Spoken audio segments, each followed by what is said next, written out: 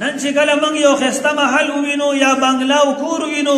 یا یو ګاډی ووینو یا یو انسان ووینو نو موږ وګورو څومره ښایسته دی داسې ښایسته څیز خو ما اډو لیدلی نه دی داسې ځواني خو ما اډو لیدلې نه ده داسې رنګ خو ما اډو لیدلی نه دی داسې بنګله او محل خو ما اډو لیدلی نه دی دې ته وایي نظر بد کله چې یعقوب علیه الصلاة والسلام په دویمه پیره باندې خپل زامن مصر ته لیږي نو ورته وایي لا تدخلوا من باب واحد وادخلوا من ابواب متفرقه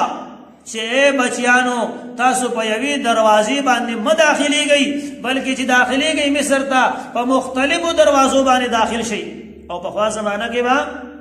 دروازې وي د هر شهر دپاره په دې پېښور کې هم زړې دروازې شته دي بهرحال ورته وفرمایل چې په یوې دروازې باندې مه داخلیږئ په مختلفو دروازو باندې داخل شئ ځکه چې ستاسو صحتونه هم ناشنا دي د پیغمبر اولاد یې الله درله حسن هم ډېر زیات درکړی دی او اوچتې اوچتې ځوانۍ مو دي نو که چاته پته ولګېده چې د یو پلار اولاد دی نو نظر به در باندې ولګي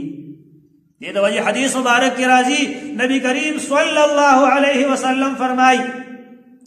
چې نظر بد نظر دا انسان قبر ته کوزي او اوخ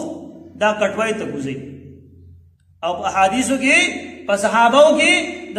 صحابو واقعا د سهیل ابن حنیف واقعا ډیره زیاته مشهوره ده چې عامر بن ربیعه ته داسې وکتېدل سهیل ابن حنیف ته نو ورته وی چې داسې ښایسته ځواني داسې ښایسته جسم داسې ښایسته بدن خو اړما لیدلی نو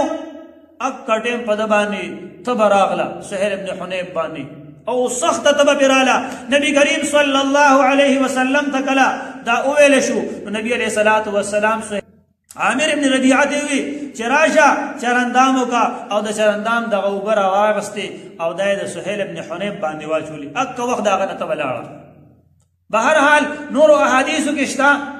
چې نظر حق دی او تفسیر قرطبی هم دغه لیکلي دي چې علماء اهل سنت والجماعت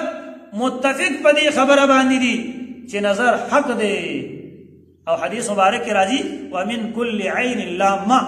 چې د هر هغه سترګې نه الله محفوظ کا چې هغه بد نظر لګي لہذا چې کله موږ سوینو احادیثو کې شته چې تاسو ورته وایي ما شاء الله لا قوة الا بالله